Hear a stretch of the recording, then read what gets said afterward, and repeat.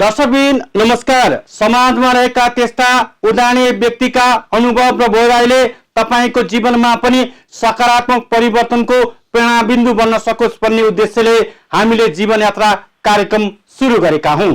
जीवन यात्रा कार्यक्रममा संघर्षशील एवं प्रेरणादायी व्यक्तिका जीवन भोगाएका कथाहरू समावेश गर्दै आएका छौं।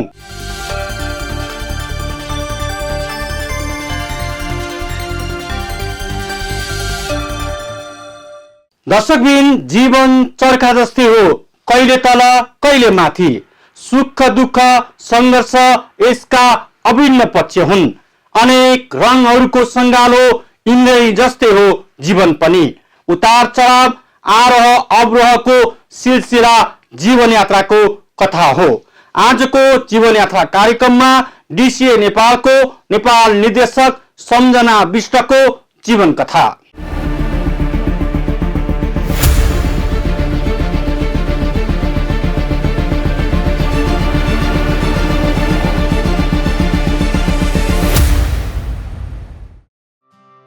डीसीए नेपाल जीविकोपार्जन, विपद न्यूनीकरण एवं मानव सहायता, मानव अधिकार तथा सुशासन र जलवायु परिवर्तनको असर र न्यूनीकरणका क्षेत्रमा 4 दशकदेखि काम गर्दै आएको अन्तर्राष्ट्रिय गैर सरकारी संस्था हो।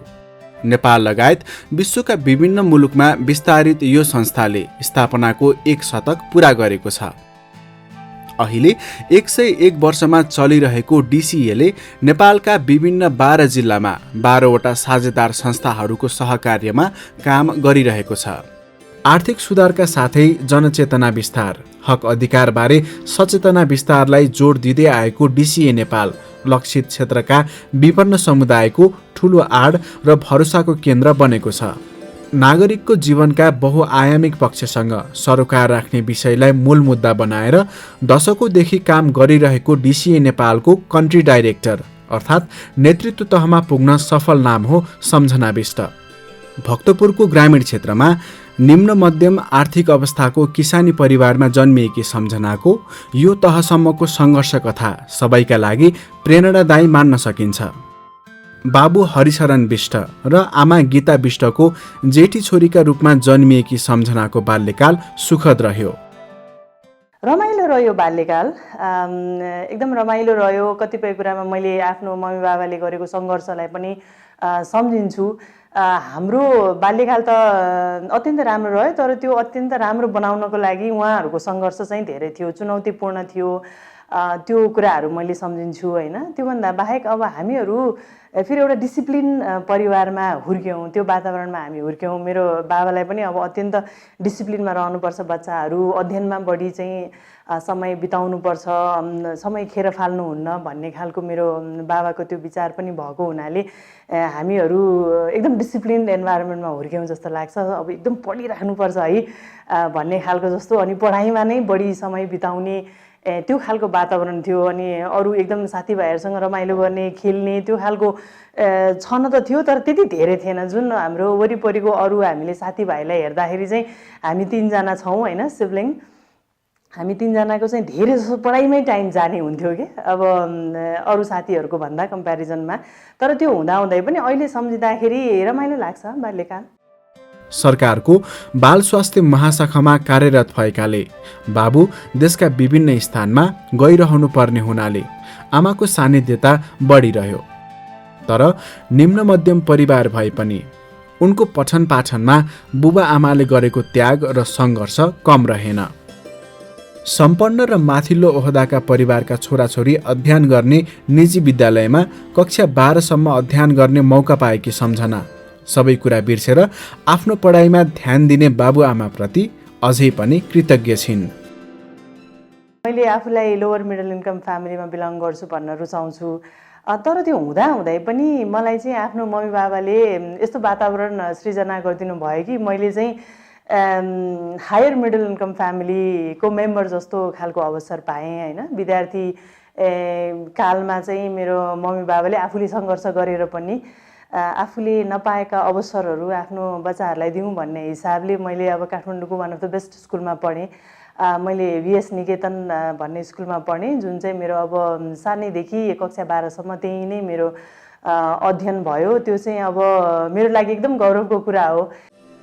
पढाइमा तीक्ष्ण र तेज सम्झनाको स्नातक तहको अध्ययन त्रिचन्द्र क्याम्पसबाट पुरा भयो। वातावरण विज्ञानमा रुचि भएकोले तत्सम्बन्धी विभिन्न काम वा स्वयंसेवी अभियानमा सक्रिय हुँदै उनले पोखरा विश्वविद्यालयसँग सम्बन्धन प्राप्त स्किम्स कलेजबाट स्नातकोत्तर पुरा गरिन्। अध्ययनसँगै खर्च व्यवस्थापनका लागि शिक्षणमा आबद्ध भए पनि सामाजिक क्षेत्रमा लाग्नु उनको सोख थियो। वातावरण सम्बन्धी थुप्रै गतिविधिमा सक्रिय हुँदै गर्दा हाम्रो समाजको वास्तविक स्वरूप चिन्ने मौका मिल्दै गयो। ब्याचलर जोइन गर्ने बित्तिकै एउटा wild life and environment Nepal भन्ने एनजिओमा सम्पर्क रह्यो। त्यो हिसाबले मैले चाहिँ आफूसँग भएको समय चाहिँ भोलिन्टियरमा धेरै बिताएँ। त्यसैले जति बेला अरू साथीभाइहरूले एकदम रमाइलो गराउनु भएको हुन्थ्यो, कहिलेकाहीँ मुभी हेर्न जानुहुन्थ्यो होइन, विभिन्न किसिमका अब जो आफ्नो युवा हुँदाखेरि गर्ने क्रियाकलापहरूमा रमाइलो समय उहाँहरू बिताइरहँदाखेरि चाहिँ मेरो धेरै पेसागत खालको रुचि भएको हुनाले मैले भोलिन्टियर गरेँ। विभिन्न विद्यालयहरूमा गएर इको क्लबहरू बनाउने, वातावरणसँग सम्बन्धित सचेतनाहरू जागृत गराउने खालको क्रियाकलापमै म धेरै लागेँ जस्तो लाग्छ। अहिले सम्झिँदा चाहिँ केही चाहिँ मैले मिस गरेँ है। आफ्नो जुन त्यो युवा अवस्था थियो, मैले स्नातक तह पढिराख्दाखेरि चाहिँ धेरै रमाइलो गर्न सक्थेँ होला, मैले आफ्नो जीवनलाई अर्कै तरिकाले जिउन सक्थेँ होला। तर म त एकदमै धेरै चाँडै नै प्रोफेसनल पो भएछु। त्यो हिसाबले मैले केही न केही चाहिँ आफ्नो त्यो युवा अवस्थाको कुनै समय चाहिँ मैले मिस गरेँ भन्ने चाहिँ लाग्छ। अनि फेरि अर्को तर्फबाट हेर्दाखेरि तपाईँले अब केही पाउनु त केही गुमाउनु पर्यो होइन। त्यो हिसाबले चाहिँ होइन, ठिकै छ, त्यति बेला मैले एकदम मेहनत गरेर काम सिकेँ। त्यो भएको हुनाले अहिले मैले आफ्नो काममा त्यो सबै सिकेका कुराहरूलाई अब त्यसलाई आफूमा अझै भित्रबाट गहिरिएर समावेश गर्न सकेको छु भन्ने जस्तो चाहिँ लाग्छ। वातावरण विज्ञानलाई अध्ययन र कर्मको मूल क्षेत्र बनाउँदै लैजाँदा सोही विषयमा छात्रवृत्ति पाएर जर्मनबाट दोस्रो पटक स्नातकोत्तर गर्ने मौका मिल्यो। जर्मन गभर्मेन्टको अब 100% स्कलरसिप थियो, छात्रवृत्ति थियो। त्यसमा चाहिँ जर्मनी र चिले भन्ने देश जुन चाहिँ साउथ अमेरिकामा छ, यो दुईटा देशको संयुक्त खालको मास्टर्स मैले गरेँ। त्यसमा चाहिँ छात्रवृत्ति रह्यो भनौँ न। अझै पनि म अध्ययन गरि नै राखेको छु होइन। म आफ्नो विद्यावारिधीको लागि काम गरिरहेको छु। सो अब यो निरन्तर प्रक्रिया रहेछ भनौँ न अध्ययन गर्ने कुरा चाहिँ। अध्ययनमा एकपछि अर्को सफलताले उनलाई पढ्न मात्र नभई समाजलाई हेर्ने र बुझ्ने दृष्टिकोणमा समेत व्यापक परिवर्तन ल्याइदियो। जर्मनबाट अध्ययन पुरा गरी फर्किएपछि जर्मन सरकारको तर्फबाट नेपालमा वर्षौंदेखि क्रियाशील जीआइजेडमा महत्त्वपूर्ण भूमिकामा रही काम गर्ने अवसर मिल्यो। अवसरले थप अवसर पहिले आउँछ भने चाहिँ त्यहाँबाट प्र्याक्टिकल एक्सन नामक संस्थामा फड्को मारेकी उनलाई नेपाल मात्र नभई दक्षिण एसियाली मुलुकको समाज र त्यहाँको जीवनको धरातल बुझ्ने अरू मौका मिल्यो, जसले डिसिए नेपालको नेतृत्व तहमा पुग्ने क्षमता विकासमा महत्त्वपूर्ण टेवा पुर्यायो। ब्याचलरदेखि मास्टरसँग पढ्दै गर्दाखेरि पनि म बिहान पढ्थेँ अनि दिउँसो चाहिँ काम गर्थेँ होइन। त्यसमा अब आसमान नेपाल, त्यसपछि नेपाल डेभलपमेन्ट रिसर्च इन्स्टिट्युट जस्तो संस्थाहरूमा मैले कामहरू गरेँ, एनजिओहरूमा। त्यसपछि सुदिन नेपाल, यो विभिन्न एनजिओहरूमा काम गरेँ। अनि त्यसपछि एउटा जर्मन संस्था पनि थियो होप इभी भन्ने, त्यसमा चाहिँ मलाई नेपालको रिप्रेजेन्टेटिभ भएर काम गर्ने अवसर मिल्यो। एकदमै मैले आफूलाई हेर्दाखेरि त्यति बेला म अझै धेरै युवा अवस्थामा थिएँ। सायद नेसनल रिप्रेजेन्टेटिभ भएर काम गर्न म रेडी छैन कि भन्ने जस्तो पनि लाग्थ्यो। तर त्यो अपर्च्युनिटी मिल्यो मेरो विभिन्न एनजिओमा काम गरेको एक्सपिरियन्सले गर्दाखेरि। र त्यसमा मैले 2 वर्ष काम गरेँ। लगभग 2 वर्ष काम गरेपछि चाहिँ मैले यो जर्मन स्कलरसिप अप्लाई गरिरहेको थिएँ। त्यो स्कलरसिप पाएँ होइन। त्यही बिचमा मेरो विवाह पनि भयो। अनि यो सँगसँगै अब विवाह हुने बित्तिकै चाहिँ म यो स्कलरसिप लिएर चाहिँ जर्मनी फेरि पढ्न गएँ। हजुर। अनि त्यसबाट फर्किसकेपछि यो जर्मन गभर्मेन्टको चाहिँ एउटा कार्यक्रम छ जसमा चाहिँ जर्मनी विश्वविद्यालयहरूमा पढिसकेपछि जब प्लेसमेन्टको फेसिलिटी हुन्छ। त्यस अन्तर्गत चाहिँ जीआइजेडसँग आबद्ध भएर मैले 2 वर्ष काम गर्ने अवसर पाएँ। त्यो पनि एकदम राम्रो अवसर थियो, जसले चाहिँ तपाईँको अर्को कुनै एनजिओसँग आबद्ध भएर काम गर्दाखेरि चाहिँ एनजिओले पनि तपाईँलाई एउटा सर्टेन स्यालेरी दिन्छ र जर्मन गभर्मेन्टले पनि एउटा सर्टेन स्यालेरी दिन्छ। त्यो चाहिँ अब म्युचुअल भनौँ न पार्टनरसिपको हिसाबले काम गर्थ्यो। अनि त्यो 2 वर्ष काम गरिसकेपछि चाहिँ मैले प्र्याक्टिकल एक्सन जोइन गरेँ। प्र्याक्टिकल एक्सनमा मैले लगभग 4 वर्ष काम गरेँ।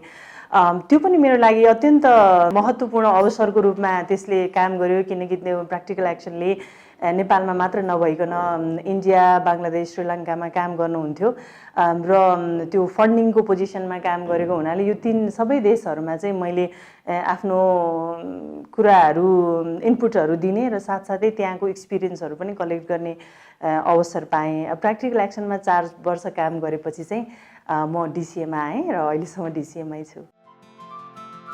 करियरको रफ्तार यसरी वेगवान हुनुमा परिवारको बलियो साथ पनि अर्को अस्त्र हो।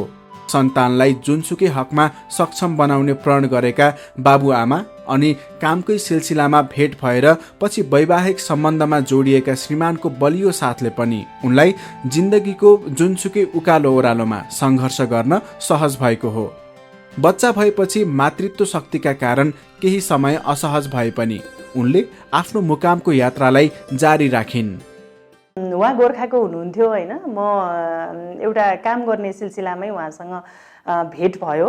उहाँ पनि यही क्षेत्रमा काम गर्ने, त्यसमा एकाडेमिक इन्स्टिट्युसनसँग पनि र गैर सरकारी संस्थासँग आबद्ध हुनुभएको। अब मेरो पनि त्यस्तै ब्याकग्राउन्ड, त्यस्तै गरी उहाँ पनि इन्भाइरोमेन्टकै क्षेत्रमा एकाडेमिक ब्याकग्राउन्ड भएको हुनाले कुराहरू मिल्यो भनौँ न। एक हिसाबले हामीले कुराहरू गऱ्यौँ र त्यो चाहिँ पछि अब परिवारसम्म पुगेर विवाहको रूप लियो। त्यसले विवाह भइसकेपछि पनि अब श्रीमानले पनि बुझिदिनु भयो। मेरो परिवार त्यति ठुलो छैन, विवाह अगाडि पनि र विवाह पछाडि पनि सानै परिवारमा हामी अगाडि गयौँ र विवाहपछिको परिवारमा पनि सबैजनाले बुझिदिनु भयो। उहाँहरूले चाहिँ सधैँ प्रोत्साहन नै गरिरहनु भयो र मैले जे काम गर्थेँ त्यसमा उहाँहरूले गौरव नै गर्नुहुन्थ्यो जहिले पनि। अनि त्यो भएको हुनाले मलाई सहज चाहिँ भयो। विशेष गरी बच्चा भइसकेपछि चाहिँ मलाई अलि अप्ठ्यारो भयो। त्यति सानो बच्चा छोडेर अब विभिन्न ठाउँमा जानुपर्ने, कहिले देशभित्र कहिले चाहिँ देश बाहिर गइराख्नु पर्दाखेरि अलिकति कता कता ग्लानि पनि हुन्थ्यो मलाई। ओहो, मैले त यत्रो सानो बच्चालाई छोडेर म गइरहेको छु, बच्चा राम्ररी हुर्किन्छ कि हुर्किँदैन भन्ने जस्तो मलाई लाग्थ्यो जहिले पनि होइन। तर फेरि मैले आफूलाई सम्हाल्थेँ भनौँ न। अब दुवै कुरा त पाउँदैन।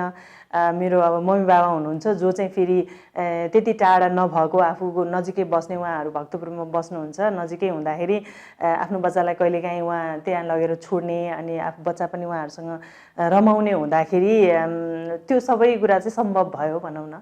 सीमान्त समुदायका नागरिक आफ्ना आवाज उठाउन सक्ने भएका छन्। जलवायु परिवर्तनले पारेको प्रभाव र न्यूनीकरणका लागि आफ्नो ठाउँबाट खेल्न सक्ने भूमिकामा उनीहरू जानकार छन्। सामाजिक विभेद विरुद्धको आवाज बुलन्द हुन थालेका छन्। यसो हुनुमा डिसिए नेपाल जस्ता थुप्रै सङ्घ संस्थाको भूमिका पनि महत्त्वपूर्ण रहेको उनलाई लाग्दछ। असमानताको क्षेत्रमा पनि हामी काम गऱ्यौँ। वातावरण संरक्षणको क्षेत्रमा चाहिँ मेरो आफ्नो रुचिको विषय पनि भएको हुनाले काम गऱ्यौँ। तर हिजोभन्दा आज फरक छ पक्कै पनि। असमानताको कुराहरू गर्दाखेरि पनि हिजो हिचकिचाउनु हुन्थ्यो, महिला दिदीबहिनीहरू बोल्नलाई, आफ्नो हक अधिकारको लागि बोल्नलाई हिचकिचाउनु हुन्थ्यो भने अब अहिले उहाँहरू बोल्न थाल्नु भएको छ। एउटा असमानताको कुराहरू गर्दाखेरि मैले पनि त, मेरो पनि त इक्वल राइट हुन्छ, मैले पनि समाजमा त्यति नै हक अधिकारका साथ बाँच्नुपर्छ, पाउनुपर्छ भन्ने खालको अब एउटा उहाँहरूले अधिकारको लागि बोल्न सक्नु भएको छ। अब अर्को चाहिँ धेरै परिवर्तन के कुरामा पनि भयो भने अब टेक्नोलोजी, साइन्स, इन्भाइरोमेन्ट भन्ने खालको यो विषयहरू हिजो त्यति धेरै छलफलमा आउँदैन थियो। हामीलाई त्यति धेरै महत्त्वको विषय पनि अलिक कम थियो होला सायद, अब आजभन्दा 10-20 वर्ष अगाडि। अब अहिले आइराख्दाखेरि जलवायु परिवर्तनको कारणले धेरै खालको समस्याहरू उत्पन्न भएको छ। त्यसको बारेमा पनि हामीले चाहिँ समाजमा जाँदाखेरि, समुदायमा जाँदाखेरि त्यसको बारेमा उहाँहरूलाई थाहा छ क्या अहिले, किनकि डिसिए जस्तै थुप्रै अरू संस्थाहरूले उहाँहरूले काम गर्नुभएको छ यो क्षेत्रमा र त्यहाँ गएपछि उहाँहरूले बोल्न सक्नुहुन्छ एटलिस्ट केही न केही कुराहरू। एउटा समानताको कुरा भयो, अर्को चाहिँ आफ्नो छोराछोरीलाई समान अधिकार दिने कुराहरू भयो शिक्षा दीक्षामा, अर्को चाहिँ होइन वातावरणप्रति पनि हाम्रो केही न केही त दायित्व छ है भन्ने हिसाबले उहाँहरूले अलिकति उत्तरदायी भएर गर्ने आफ्नो जीवनयापनका कुराहरू भए। त्यसमा पक्कै पनि परिवर्तन आएको छ। कुनै पनि कुरा अब एकै दिनमा त परिवर्तन हुँदैन, पक्कै पनि समय लाग्छ, तर सकारात्मक रूपमा चाहिँ परिवर्तन भइरहेको मैले देखेको छु। जीवन अनुभव नै अनुभवको विश्वविद्यालय हो। जीवनका हरेक मोड र घुम्तीले नयाँ कुरा सिकाइरहेका हुन्छन्। सम्झनाको भोगाई र बुझाइले पनि यही भन्छ, बाँच्न जान्यो भने जीवन सुन्दर छ।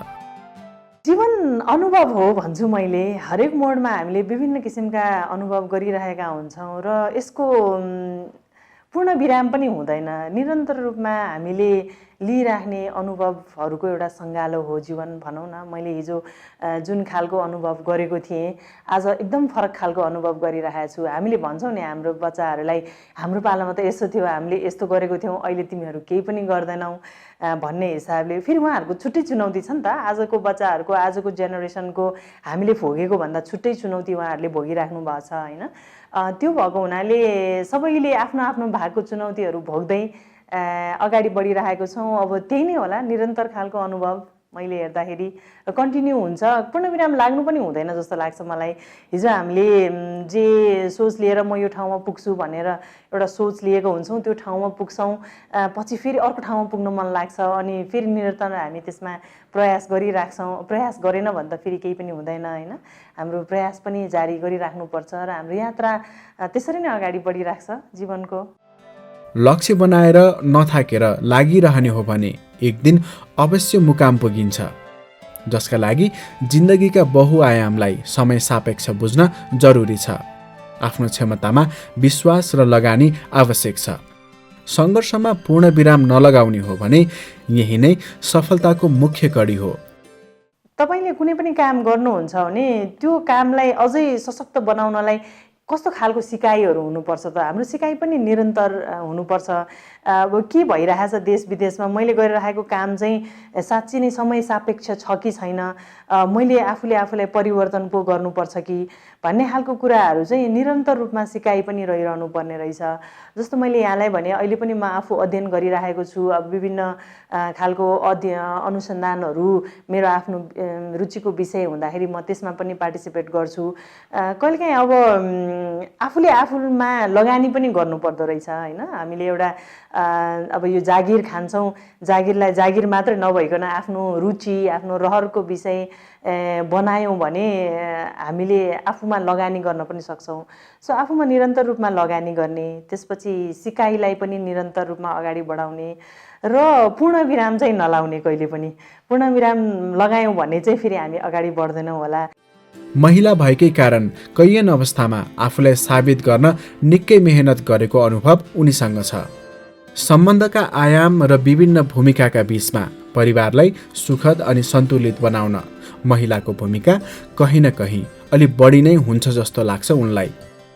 महिला भएको हिसाबले अलिकति बढी प्रयास, अलिकति बढी मेहनत चाहिँ पक्कै चाहिने रहेछ। मलाई लाग्छ कि 2-4 जना अरू पुरुष साथीहरूको अगाडि उभिँदाखेरि म कसैभन्दा कम छैन, अझ बढी नै छु होला। मेरो आफ्नो एकाडेमिक क्वालिफिकेसनको हिसाबले, अनुभवको हिसाबले, केपेबिलिटीको हिसाबले, आफ्नो क्षमता, गर्न सक्ने क्षमता, त्यसपछि कमिटमेन्टको हिसाबले पनि म अलि बढी नै हुन्छु कि जस्तो पनि लाग्छ बेला बेलामा। तर त्यो हुँदाहुँदै पनि महिला भएकै कारणले गर्दाखेरि धेरै जस्तो अवसरमा मैले अलिकति बढी चाहिँ देखाउनै परेको छ होइन। अलिकति बढी मेहनत गर्नु परेको छ। अब कुनै कुनै बेला महिला मात्रै नभइकन तपाईँको आफ्नो इयर्स अफ एक्सपिरियन्स, आफ्नो उमेर, अनि तपाईँ कस्तो खालको परिवारबाट आउनुभएको छ त्यसले पनि फरक पार्छ। त्यसैले मैले गरेको छु कतिपय केसमा चाहिँ अब नपत्याएको अवस्था पनि हुन्थ्यो होइन। तर आफूमा आत्मविश्वास हुँदाखेरि र आत्मबल हुँदाखेरि यो सबै सम्भव हुँदो रहेछ। अनि फेरि त्यो आत्मबल चाहिँ त्यति बेला मात्रै सम्भव हुन्छ जति बेला हामीले आफ्नो सिकाइलाई निरन्तर दिन्छौँ होइन। कुनै पनि विषयमा मैले बोलिरहेको छु, सरसल्लाह गरिरहेको छु, यो विभिन्न डिस्कसन वर्कसपहरूमा भाग लिइरहेको छु भने मैले त्यसको लागि आफूले आफैलाई तयारी गर्नै पर्छ। सबैले कुनै पनि कुरा गर्दाखेरि तयारी गर्ने, सिकाइहरू निरन्तर गर्नै पर्छ। त्यो हिसाबले सम्भव हुन्छ। तर एउटा कुरा चाहिँ पक्कै हो कि महिला भएको हिसाबले अहिलेसम्म पनि अब किनकि बायोलोजिकल्ली पनि हाम्रो आफ्नो रेस्पोन्सिबिलिटी छ, घरमा पनि हाम्रो अलिकति फरक किसिमको दायित्वहरू छ, बालबच्चा हुन्छ, श्रीमान हुनुहुन्छ, परिवारका अरू सदस्यहरू छन्, उहाँहरूलाई पनि सन्तुलित हिसाबले लग्नलाई र अफिसमा पनि त्यही खालको जिम्मेवारी अगाडि बढाउनलाई केही चुनौती चाहिँ छ। अब त्यो प्राकृतिक पनि होला, यसलाई चाहिँ हामीले स्वीकारेर अगाडि बढ्नुपर्छ जस्तो लाग्छ मलाई। नेपाल निर्देशकको हैसियतले ठूला दात्री निकाय तथा साझेदारसँग हातेमालो गर्दै समाजको बृहत्तर र दिगो विकासका लागि टेवा पुर्याउने योजना भित्राउन तल्लीन सम्झना। भोलिका दिनमा पनि यसरी नै समाजमा योगदान पुर्याउने योजनामा छिन्। आफूले सिकेको ज्ञान, सिप र क्षमताको उच्चतम प्रयोग गर्दै शिक्षणलाई पनि सँगै लैजाने योजनामा रहेकी सम्झना नेपालको सामाजिक विकासमा आइकन मोडेलको रूपमा स्थापित बनेकी छिन्। अहिलेको लागि चाहिँ डिसिएको प्रमुख स्रोत चाहिँ डेनिडा नै हो। हामीले डेनिडा सँगै सहकार्य गरिरहेछौँ। त्योभन्दा बाहेक विभिन्न अन्तर्राष्ट्रिय संस्थाहरूसँग हामीले काम गरिरहेछौँ, जसमा युएसएड, एफसिडिओ, युरोपियन युनियन पर्नुहुन्छ। अब कहिलेकाहीँ हामीसँग अलि धेरै स्रोत हुन्छ, हामी अलि धेरै सहयोग गर्न सक्छौँ, कहिले चाहिँ स्रोतको हिसाबले अलिक कम हुन्छ, अलिक कम गर्छौँ होइन। तर हाम्रो प्रयास चाहिँ निरन्तर जारी रहन्छ। यो इन्टरनेसनल फन्डिङ सोर्स भन्दा बाहेक पनि डेनमार्क भित्रै चाहिँ विभिन्न किसिमका क्याम्पेनहरू पनि चलिरहेको हुन्छ सपोर्टको लागि। त्यो क्याम्पेनबाट पनि स्रोतहरू जुट्छ बेला बेलामा, त्यसैले पनि सहयोग गरिरहेछौँ। अब डिसिएकै हिसाबले कुरा गर्दाखेरि चाहिँ अब हामी अझै धेरै सहयोग गर्न पाऊँ, अझै धेरै जो चाहिँ जसलाई आवश्यकता छ, जसलाई खाँचो छ सहयोगको, उहाँहरूसँग पुग्न पाऊँ र स्थानीय लगायत अब राष्ट्रिय स्तरमा पनि हामी सरकारी लगायत अरू गैर सरकारी सँगसँगै निजी संस्थाहरूसँग पनि हाम्रो साझेदारीमा अझै धेरै कार्यक्रम गर्ने हाम्रो रणनीति पनि त्यस्तै छ र त्यसमै हाम्रो प्रयास जारी रहन्छ आगामी दिनहरूमा पनि। भक्तपुरको एक निम्न मध्यम आर्थिक अवस्थाको परिवारबाट अनेक उतार चढाव र सङ्घर्षले खारिँदै अन्तर्राष्ट्रिय गैर सरकारी संस्थाको नेतृत्व तहमा पुग्न चान्चुने कुरा होइन। आफूले उठान गरिरहेका मुद्दा र सवालमा राज्यको नीतिगत तहसम्म पहुँच राख्ने सम्झनाको आगामी यात्रा सफलीभूत बनोस्, शुभकामना।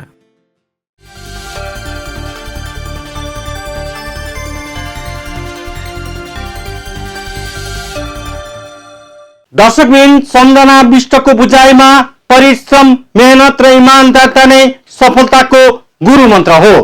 सफलता रातारात पाउने कुरा होइन, यसका लागि त दीर्घ साधना चाहिन्छ। विष त आफैले भोगेको अनुभव हो। अर्को हप्ता एक कर्मयोगी, सङ्घर्षशील एवं प्रेरणादायक व्यक्तिका जीवन भोगेका कथाका साथ उपस्थित हुने नै छौँ। तबसम्मका लागि बिदा दिनुहोस्। हस्त नमस्कार।